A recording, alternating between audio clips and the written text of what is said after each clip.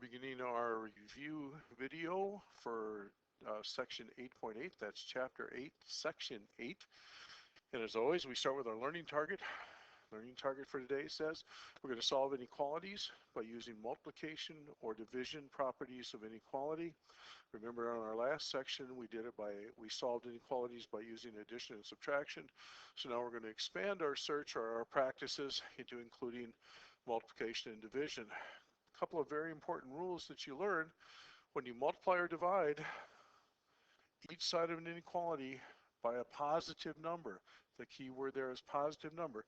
The inequality remains the same. So if A is greater than B and we multiply by C and C is positive, then A times C is still greater than B times C. If I divide by C and C is positive, then A over C is still greater than B over C. All right. If A is less than B, and I multiply both sides by C, and C is positive, then AC is less than BC, and A over C is less than B over C. In examples, if 5 is less than 8, which it is, and I multiply both sides by 4, then 4 times 5, which is 20, is less than 4 times 8, which is 32. Or we can say if 2 is greater than negative 10, and I divide both sides by 2, a positive number, 2 divided by 2 is 1. Negative 10 divided by 2 is negative 5, and 1 is still greater than 5. Right, this is also true for greater than or equal to and less than or equal to. So let's do some examples with that. Solve 6x is less than negative 30. Well, I'm going to do that by dividing both sides by 6. 6x divided by 6 is just plain x. I keep the inequality the same. Negative 30 divided by 6 is negative 5. That's a true statement. This one right here, 4x is less than negative 24. I'm going to divide both sides by 4. X then becomes less than negative 24 divided by 4 is 6, negative 6, sorry. So y is less than negative 6. And here I'm going to be doing some multiplying. I'm going to be multiplying both sides by 2. I've got 1/2 p is less than or equal to 9. So I'm going to multiply both sides by 2. Do not change the inequality. So I've got 1/2 times 2. This cancels out, leaving just the letter p is greater than or equal to 9 times 2, which is 18. Pretty straightforward on all these. All right, I've got 1/2 of p is greater than 5. I'm going to multiply both sides by 2 to get rid of the 1/2 part. So 1/2 times 2 cancels out, just leaving p is, I'm sorry, I wrote equal to, it should be p is greater than 5 times 2, or 10. P is greater than 10.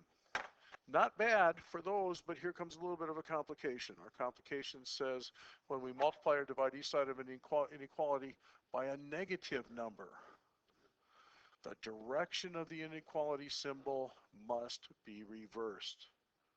Must be reversed.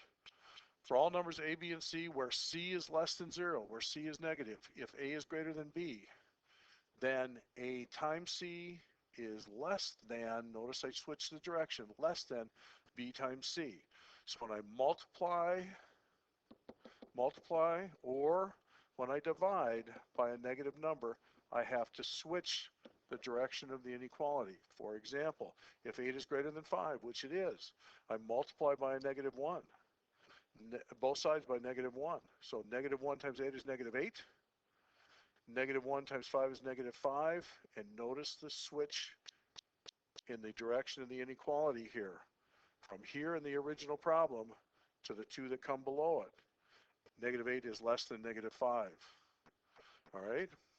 If I divide, here I've got negative 3 is less than 9.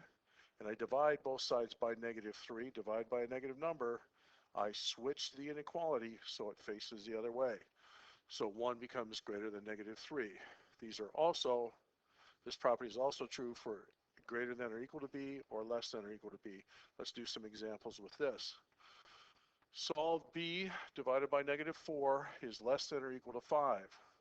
Well, b divided by negative 4 less than or equal to 5, I'm going to multiply both sides by negative 4.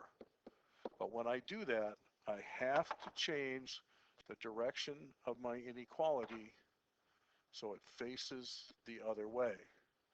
These cancel out. Now b then is greater than or equal to 5 times the negative 4, which would be negative 20.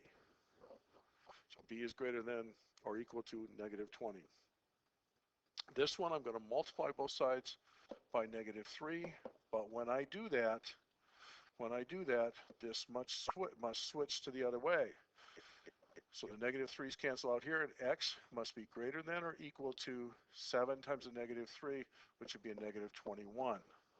Greater than or equal to, when the original problem started, remember that it started as less than or equal to. The next one down here, I've got negative 4n is equal to a negative 60. I'm going to divide both sides by a negative 4, but I have to change the direction of my inequality.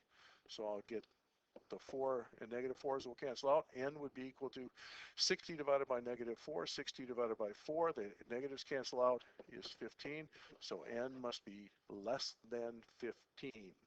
The last one of this type that we'll do, I'm going to divide both sides by negative 8. These cancel out, but I must change the direction of my inequality. So negative 8 divided by negative 8 is b here. B must be greater than, notice I changed the direction of the inequality, and 56 divided by 8 is 7. And of course it's negative divided by negative, so they cancel out, so b must be greater than 7. Let's do some little bit more complicated ones here. All right, packages. A box weighs 1 pound. It is filled with books that weigh 2 pounds each. Jess can carry at most 20 pounds. Assuming space is not an issue, write and solve an inequality to find out how many books he can put in a box and still carry it. Well, we know that what he must carry cannot exceed 20 pounds, so we know that it must be less than or equal to 20 pounds. Less than or equal to 20 pounds, it's going to be the weight of the box, which is 1 plus 2 times each book. 2 pounds times each book that he puts in there. So as I start to solve this, I'm going to subtract 1 from both sides. All right, and these will of course cancel out, and this would leave 19. So I'll say 2b is less than or equal to 19. I'm going to divide both sides by 2. But I'm dividing by a positive number, so I get to keep my inequality the same. So I'm going to say b is less than or equal to 19 divided by 2, which would be 9.5. There's no way to have a half a book, so it is 9 books. So the books must be less than or equal to 9. Less than or equal to 9, that's the maximum number of books he can carry. All right, let's clean this up so we can do this bottom problem. A box weighs 2 pounds. It is filled with toys that weigh 1 pound each. Danielle can carry at most 30 pounds. Assuming space is not an issue, how many toys can she put in a box? Well, she must carry less than or equal to 30 pounds. Less than or equal to 30 pounds.